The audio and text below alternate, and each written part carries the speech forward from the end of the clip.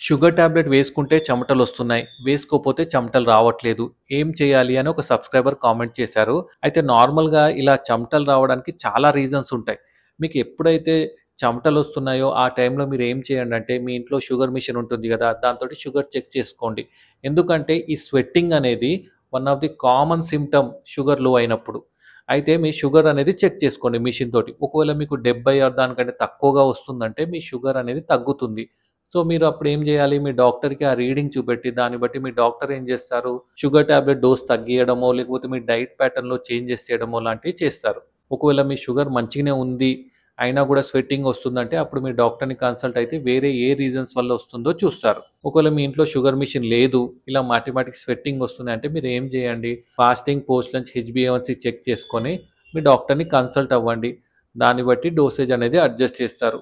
But మీరు చేయాల్సిన main thing ఏంటంటే 3 పూటలు టైంకి ఫుడ్ తీసుకోవాలి. లేట్ చేయకుండా 3 పూటలు టైంకి తీసుకోండి అండ్ మంచి ప్రోటీన్ డైట్ కూడా తీసుకోండి. అర్థమైంది గదా! మీకు కూడా ఇలాంటి డౌట్స్ ఏమైనా ఉంటే కింద కామెంట్ చేయండి. Thank you.